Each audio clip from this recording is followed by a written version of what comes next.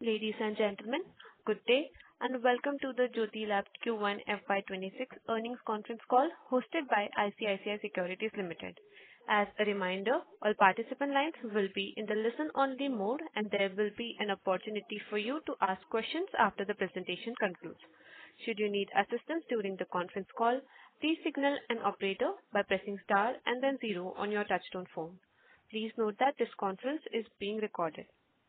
I now hand the conference over to Mr. Manoj Menon from ICICI Securities Limited. Thank you, and over to you, sir. Hi, everyone. It's a wonderful good evening from the ISEC team. It's our absolute pleasure once again to host the management of Jyothy Labs Limited, for the results conference call. The company is today represented by M.R. Jyothy, Chairperson and Managing Director, and Mr. Pawan Agarwal, CFO and EVP. Over to the management for the opening remarks, post which we'll open the floor for Q&A. Thank you. Over to you. Thanks, Manoj. Good afternoon, everyone. Thank you for joining us today for Jyothy Labs Limited Q1 FY26 earnings call. Our financial results and investor presentations have been uploaded to our website and to the stock exchanges. I trust you have had the opportunity to review them. The broader operating environment in Q1 remained mixed, with lingering inflationary pressures and fragile urban sentiment. Consumers, particularly in urban centers, continue to either downtrade or defer non-essential purchases. These behavioral shifts have been a recurring theme across the sector over the past 5-6 quarters. However, we believe we are now at the cusp of a gradual broad-based recovery. The Indian Meteorological Department's forecast of an above-normal monsoon is encouraging. A favorable monsoon not only augurs well for rural demand, but also plays a vital role in stabilizing food inflation. It is one of the key levers that could revive household spending in the coming quarters. Recent fiscal measures announced by the government, such as income tax relief and targeted rural welfare schemes, combined with the RBI's calibrated interest rate cuts, are already beginning to reflect in consumer sentiment. If these tailwinds sustain, we expect the demand environment to firm up meaningfully, especially from Q3 onwards.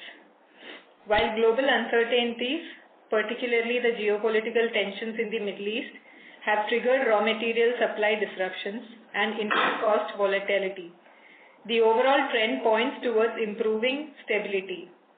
Crude oil prices have softened, although derivative costs such as LAB, SLES, PFAD and PKFAD are yet to correct proportionately due to lag effects and processing costs.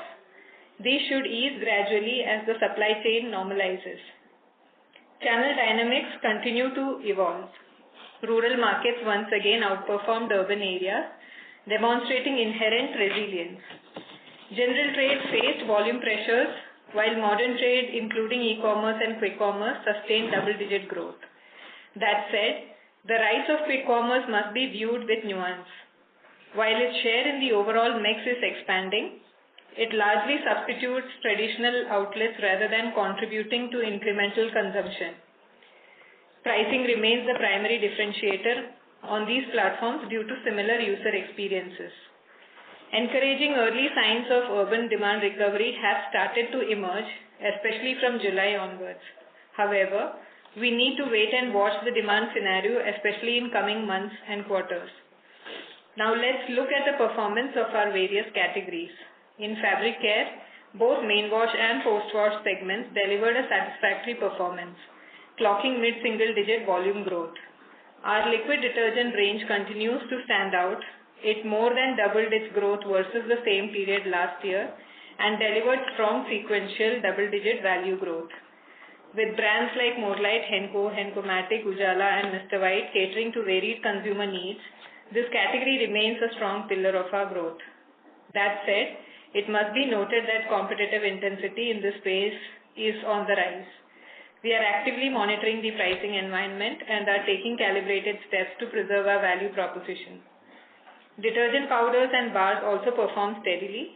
We are pleased with the early market response to our fabric conditioner, Ujala Young and Fresh, which is gaining traction in select markets. During the quarter, we successfully launched a TV commercial in select markets featuring actress Kirti Suresh endorsing the product. The dishwash segment faced intensive competitive activity, particularly in terms of grammage offers. This impacted value growth despite healthy volumes. Prill Liquid posted double-digit volume growth and Exo Bars grew in high single digit. These numbers are a testament to brand strength and continued consumer preference. While year-on-year numbers were flat in the personal care segment, sequential growth gives us confidence. Jovia, our new beauty soap, is gaining market acceptance, and our intensified efforts behind Margo brand are already showing encouraging signs through enhanced visibility and consumer recall. The household insecticide segment remains a work in progress.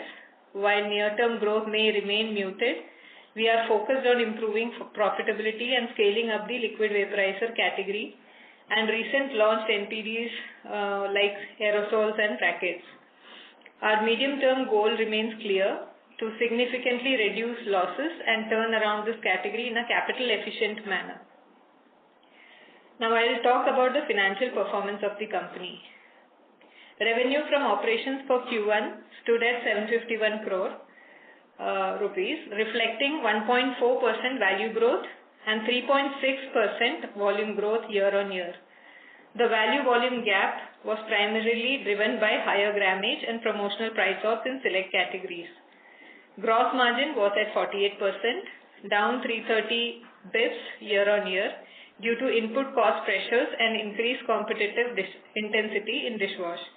We implemented calibrated price increases in some of the product categories to partially offset these pressures.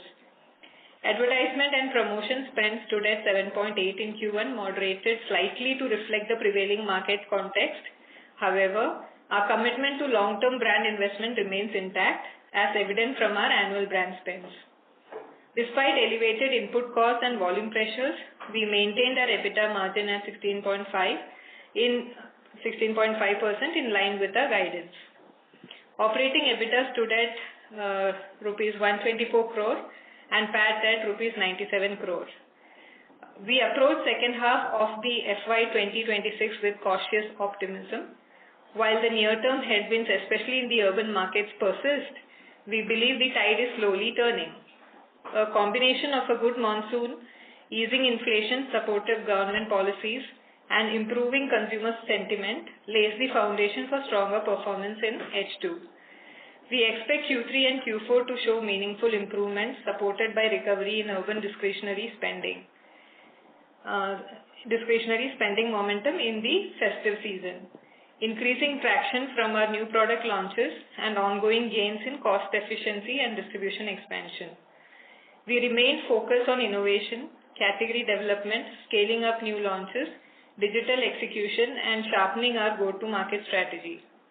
We are committed to delivering profitable, sustainable, and capital-efficient growth. Our strategy has been consistent, balancing agility with discipline while being acutely consumer-centric.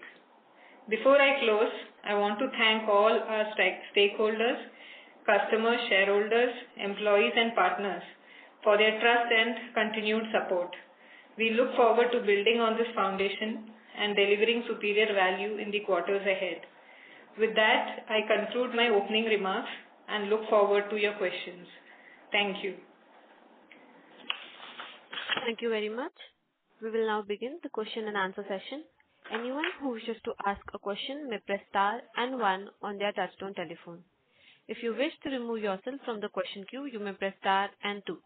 Participants are requested to use handsets while asking a question. Ladies and gentlemen, we'll wait for a moment while the question queue assembles. The first question is from the line of Sonal from Prescient Capital. Please go ahead. Hi, this is Sonal Minhas. I hope I'm audible. Yes, you are. Sure. My question is with regard to the household insecticides segment. I'm sure there are some discussions at the management level as to how much bleed we can sustain as a team, as a company, beyond which we decide to sell this business off or carve this out. Any guidance for investors, shareholders is handy in this regard. We have indicated in the past that we are actively working towards turning around this category, household insecticides, and we have taken certain measures, and there are few things which are in pipeline. We have launched new products also, aerosol and rackets in the previous quarter, and we have taken some price increase in coil. So there's a lot of action which is happening in order to improve the performance of this category. We have also indicated in the past that we are hopeful that in next year FY27 we will be able to turn around this category, and necessary steps are being taken in that direction. So as of now, there is no intention to sell or divest this particular line of business of the company. Got it. And so FY27 should we consider is like the year where we decide that this is going in the right direction or it's not going in the right direction? Yeah, I mean, the progressive steps that we are taking, the results should be visible slowly and gradually. And by second half of the next financial year is what we are aiming to turn this category profitable. Got it. My second question is in regard to the softness in demand in the urban side.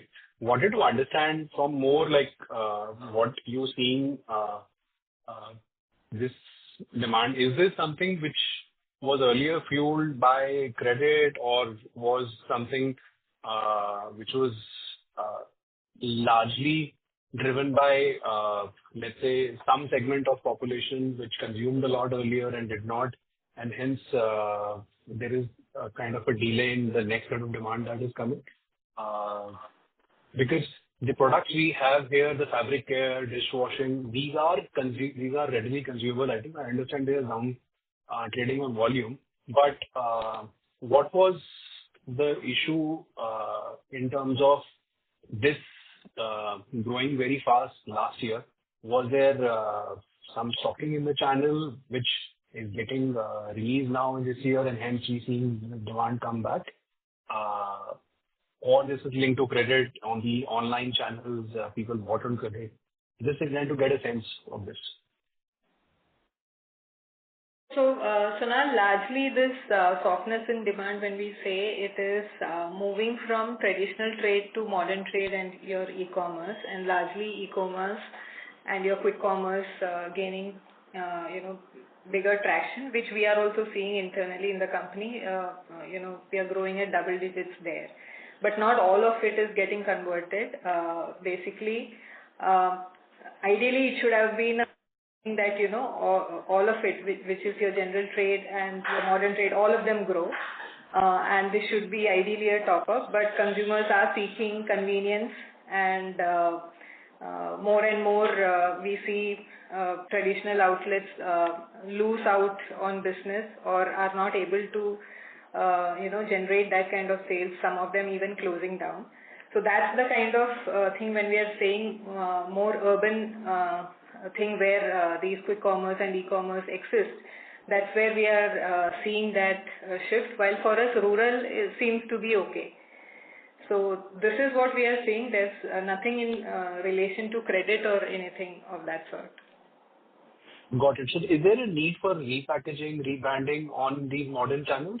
Because the consumer is looking at a different product or different grammage or different packaging price point altogether? Yeah. So all that is happening while we are talking. So hence, when we say that most of the business is that is affected is only the general trade. Our modern trade, e-commerce, all of that are growing in higher double digits. So as you mentioned, yes. Yeah. So there the consumers, where we are packaging it, the SKUs, the pricing, all of it is being taken care, investment, all of that is being taken care of.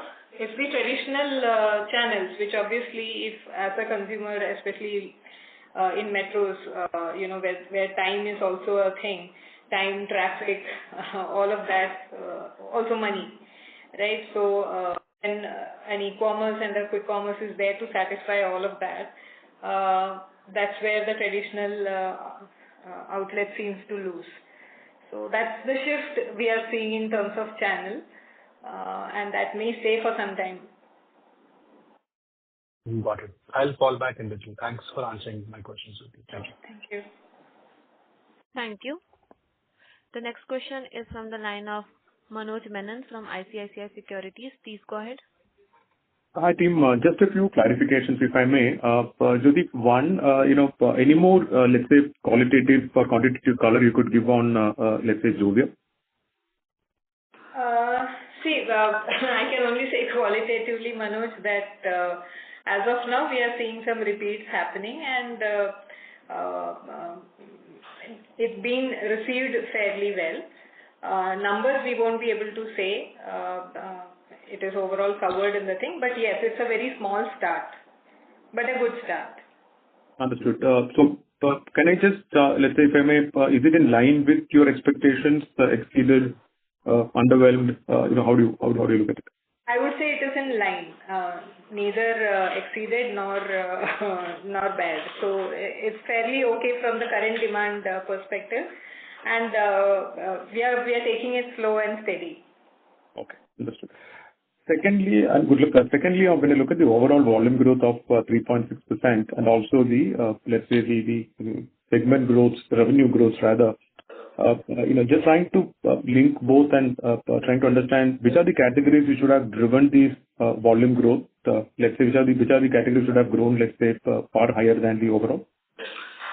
So, if you look at Manoj, volume growth in dishwash category has been quite impressive. In bars, we have high single digit. In liquid, we have double digit. In mid-teens. So, there the volume growth has been pretty decent. In fabric care also, main wash and post wash both have done reasonably well in the mid-single digit. In personal care, we had taken price increases as we had indicated in the earlier call, but there we had some stress on the volume. And HI, of course, the coil is having pressure on the volume side. So that's the broad construct. Understood. In personal wash, what we broadly heard from two other listed players actually is that the personal wash challenge is largely to do with the 10 rupee price point, right? Would that be a fair comment to you also? Sorry, come again, Manoj.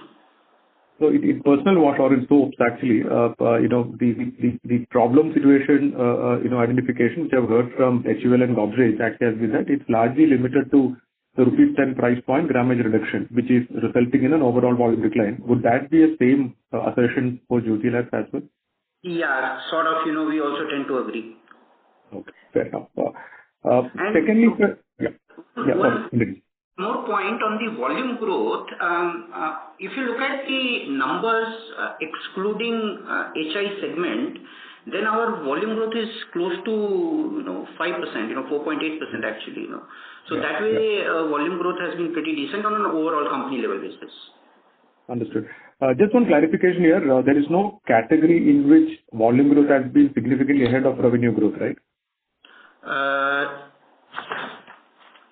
In dishwash, as I said, the liquid dishwash has been, volume growth has been pretty high. Okay, sure. And if I heard correctly, Jyothy ma'am telling a little earlier in the initial remarks that higher competitive intensity or activity in home care, right? Did I hear it correctly? Yeah, I mean, in dishwash, we have seen intensity. Okay. One last thing, and after that I'll fall back in the queue. Again, some color in terms of your home care performance, right? Because there are different segments, different formats. Liquid has been a big adoption, you have seen, etc. So any color you could add on home care, and how do you see, let's say, home care performance for the next, let's say, 1 or 2 years? So Manoj, competitive activity, when we say it's not restricted to one category, it is there across. The categories that we are in is highly competitive. Every segment, every new category or new launch, everything has to, are facing that kind of a thing, and rightly so, with so many players coming in and trying to make good or, trying to revive that consumer sentiments, trying to create more volume related purchases, trying to woo the consumers. I think all of them are being competitive, and which is what maybe is required for the current environment, and that is and we are also accordingly calibrating whether be it the grammage, be it the price cuts, or offering of promos. So it's a combination of all of this. It's not one category alone. It is there across. And I think that this whole thing, when everybody does it, basically the consumer sentiments will be better going forward. Maybe it will result in more of volume, volume uplift going forward. Yes, but being in home care, yes, it's a very, very competitive, segment, and it looks like that will remain going ahead. Yeah, but we are trying our best to see. To bring in relevance and to bring in the best quality to the consumers at a good price. So, yeah. Thank you so much and all the best. Thank you. Thank you. The next question is from the line of Harit Kapoor from Investec. Please go ahead.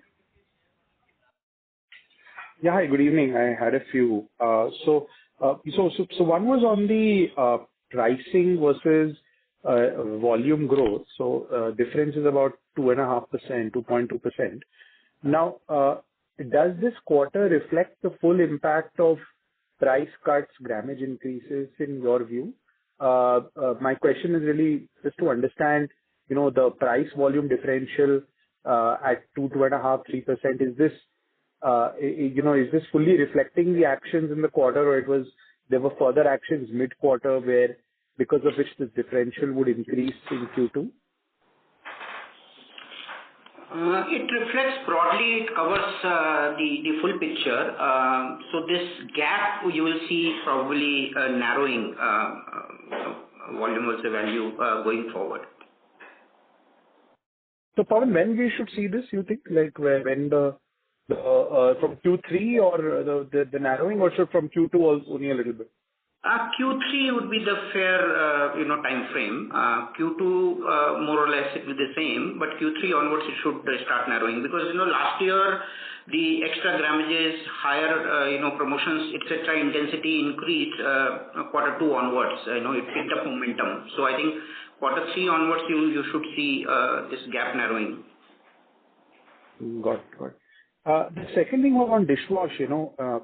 Where you mentioned, very high single-digit growth in bars and double digits in the liquids. So the differential looks like almost a double-digit impact, which means like a higher grammage plus price cut impact. Just wanted to get your sense about, is this the most competitive space right now for you, in terms of a subcategory? Are you seeing the highest level of competitive activity here? No, I mean, it's very difficult to point it out in that manner because as Jyothy indicated, competitive intensity is high across segments.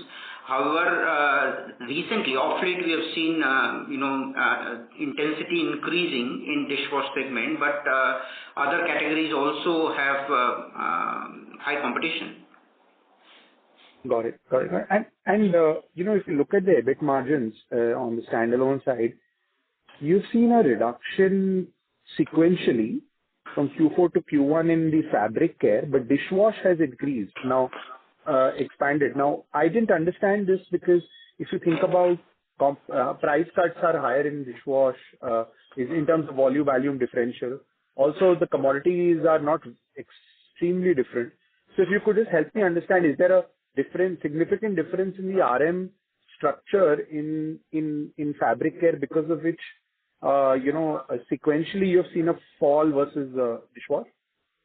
No, in dishwash you are right. Your observation is correct. The margins, the reasons for margin is operational efficiency, and also at the plant level, manufacturing costs wise, the operational efficiency we drove, and a little bit of marketing spend allocation between categories also. That also played. Okay, got it. That's very clear. And last couple of things. One was both for Jyothy. You did mention July is a little bit better.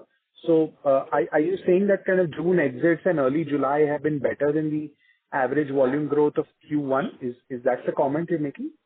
No, July we are seeing early signs in terms of secondaries. Secondaries are picking up in July, not necessarily in June, but July we saw some, towards the second half of the month, we saw some improvement on the secondary side. So, but it's too short a period to draw any conclusion, but these are our early readings. Yeah, very clear. And last thing was on this, you mentioned innovation to be a driver in your outlook. Do you see a substantial increase in our own innovation intensity in 2H in line with our estimation of a growth improvement in the macro? Is that the way we should think about it? I'm thinking about FY26. So should innovation intensity be, would we see more launches in H2 coinciding with, hopefully an improved demand environment? So Harit, yes, in a way. Seeing the current scenario, we've tried to hold on, and we'll see better things coming in Q3, Q4. It'll be slightly better than your first half. Got it. Those are my questions. Thank you. Yeah, thank you. Thank you. The next question is from the line of Vishal from ASK Investment Managers. Please go ahead. Hi team, a good show on a tough environment. Two questions from my side. First on Henko Liquid. Historically, it has been priced at a premium to per pixel, but our ground checks are suggesting that companies taken some price correction which can compete with per pixel. My question is that how do you plan to communicate your differential versus per pixel or the larger brand that is in the market so that still that product superiority comes out? And second question is on Young and Fresh. Again, here the acceptance seems to be quite high. So I think you're planning to roll out some media campaigns. What are the medium-term plans for Young and Fresh? Can it be a 200-300 crore brand in 2 to 3 years time span? So Vishal, Henko, we are definitely, I think once a consumer uses Henko, they will know, they'll continue to use that, and that we are very sure of. And we are investing behind the brand, in markets where it makes a difference, not the entire country. But yes, we have selective markets for where, the appreciation for premium products are there, and there we choose to spend. So that is on Henko, and the differential is also being mentioned in the creative things that the creative copies that we are spending on. And on Young and Fresh, yes, it is, the initial readings are fine. We hope that it continues, and we'll continue to invest where it matters. So that's on Young and Fresh. Yeah, it's early days. It's early days, and the initial response is encouraging, and let's wait and watch. Last question. Do you expect the fabric care margin stabilize in 1-2 years time? I understand English competitive part is there. Confidence index is on the higher side, but where should it stabilize? What are the expectations? See, it's very, very volatile situation right now. As you know, as you are aware, the liquid detergent, the way, margins are fluctuating and the competitive intensity is there. Right now, this quarter's margins are lower compared to last year. But I think this year, looking at the current situation and, next few quarters, the visibility that we have and the sense that we are getting from the market, the margins will be slightly lower compared to FY25. Got it. Is there any update on M&A front, given that you've been accumulating cash? So I think you have been looking out, you've been evaluating acquisition, but any update on that front? Yes, so we are in pursuit of finding the right fit, and in that regard, we are evaluating few assets, and at an appropriate time, the information will be shared with the investor community. Thank you. Wishing you all the best. Thank you. Thank you. The next question is from the line of Amit Purohit from Elara Capital. Please go ahead. Yes, sir. Thank you for the opportunity. So just on this price versus volume gap, you indicated it will narrow down. But I just want to know, you saying one, dishwash competitive intensity is increasing. Have we taken any further pricing action year to date?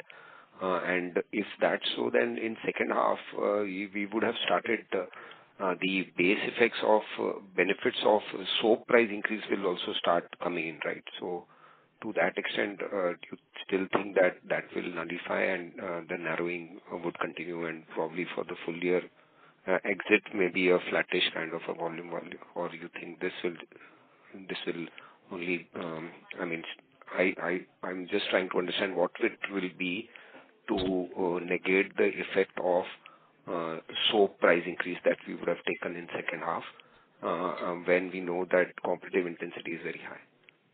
No, in soaps, our price increases we have taken slightly later compared to other players, and it is because we have multiple categories and within that we have sub-segments, so the volume value relationship cannot be established in a direct manner the way you indicated. So overall, looking at all the factors, we believe that this gap should narrow down quarter 3 onwards. But it's not going to be completely eliminated in the second half of the year is what we feel. Sure. And second, on the margin outlook, sir, we did 16.5 this quarter. How do we look at from a full year basis? Because there are a lot of seasonality in the margins as well. So just wanted to know your thoughts. Yeah, I mean, now would be touching 17% or so. So the current situation in the market is known to everybody, and the H1 margin overall, as we indicated earlier, also would be under pressure. H2 with demand picking up and the overall environment being conducive, there could be a little bit of improvement over there. But on overall basis for the year, we still believe that between 16 and 17% margin is possible. Okay. And anything on the volume outlook you want to comment for FY26? Difficult. It's very difficult to comment on volume. Okay. Thanks a lot, sir. Thank you. Thank you. Thank you. The next question is from the line of Sahil Shirsat from Delta Group. Please go ahead. Hi. Thank you so much for taking my question. My first question is on what strategy we have for urban and rural markets going forward. And my second question is on marketing spends. How are we going to plan for them? Thank you so much. So let me address your second question first. So marketing spend. So we are committed to invest behind our brands. And in that direction, every quarter, our spends are more or less in line with our overall stated strategy, which is between 8 and 9%. And on an annualized basis, you see the number, hovering between 8 and 9. So that is likely to continue at least in the near term. And on the first question, I would request Jyothy to answer. Urban versus rural.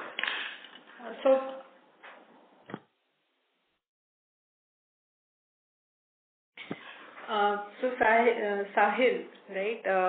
The urban versus rural strategy for us right now, rural contributes around 40% for us, and urban is the one that is right now. While we are putting all our efforts to see that both urban and rural both perform. For us, rural is the one that is currently performing, and we are still investing in reaching as many outlets as possible. That is a continuous agenda. And as of last year, as we completed, we reached 1.3 million retail outlets directly. Now coming to urban, we are seeing growth in urban more from a modern trade e-commerce, that part of it, and not in the traditional retail, which contributes largely. So while your modern trade and e-commerce are growing, the traditional outlets are not, to that effect, growing. So that is where the whole issue is. But hopefully that should change going forward if consumers, if the current situation in terms of demand and things may change. Hopefully from the second half onwards, with good monsoon and with government spending and things like that, we are hopeful that at least from the second half things turn to be better.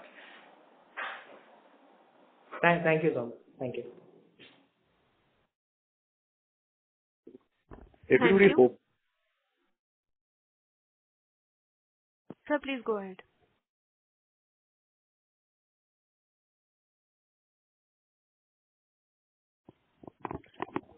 Thank you. The next question is from the line of Senthil Manikandan from iThought PMS. Please go ahead. Good evening. Just a couple of questions from my side. First is on the distribution, like Jyothy ma'am mentioned, there is pressure on the general trade channel.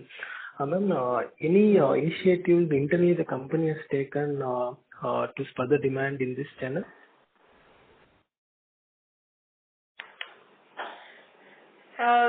Senthil, it's the usual thing. Like, see, for us, it is while we are continuing to service the retail outlets and things like that, it's the consumers who are seeking more convenience who are turning into your modern trade and e-commerce.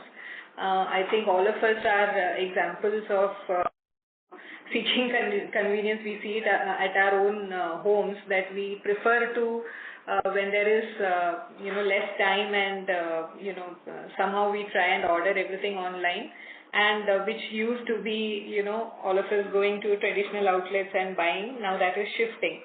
So while we are servicing the retail outlets, but they seem to be not getting consumers on a regular basis, and there you see closure of certain outlets and the overall sales coming down there.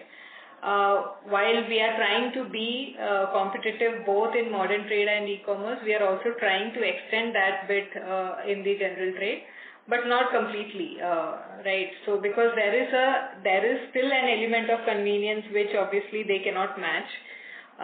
Even if you try and do by pricing, it is still the convenience that takes one step ahead in terms of your modern trade, which is your e-commerce that they deliver. So we are trying our best while that's what we can do, and we'll be consistent with doing that. What we can do is only, maybe keep increasing the number of retail outlets so that that many number of outlets add to that additional revenue for us. And things will improve maybe later. Got it. Thanks. Second question is on the innovation side.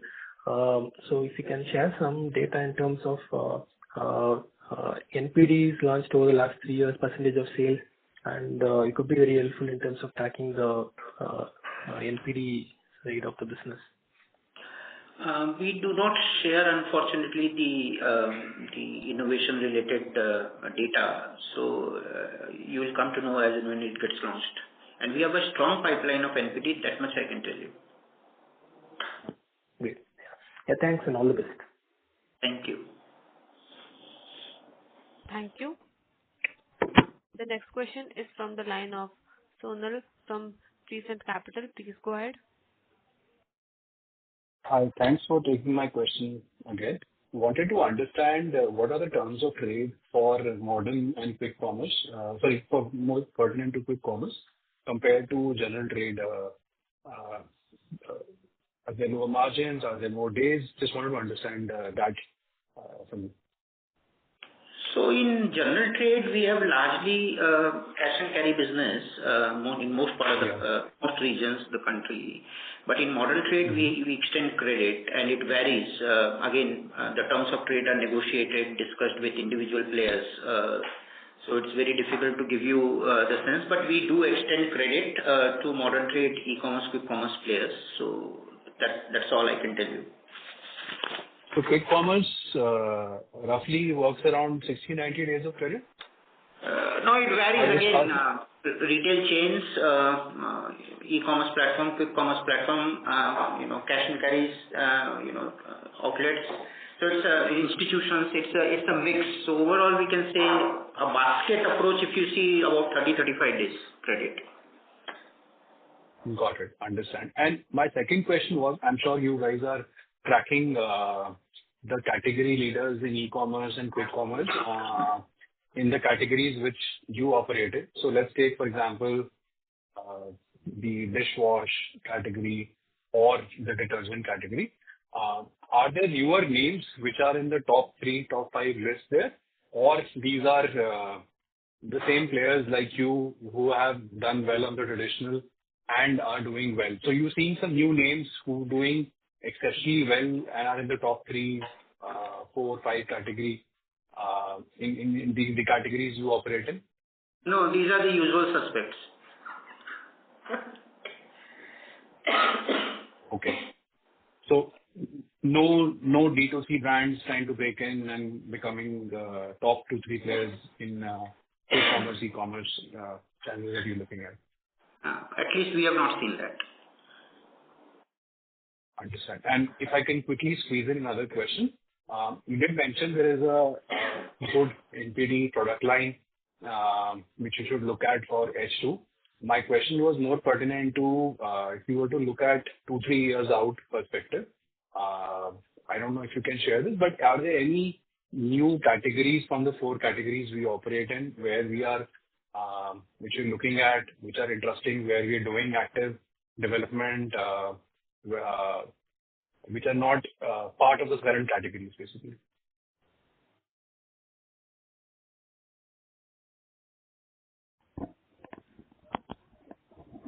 Hello?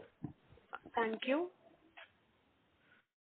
The line Hello? for the management has been disconnected. Please be on hold while we reconnect. Sure. I'll just be. Sure.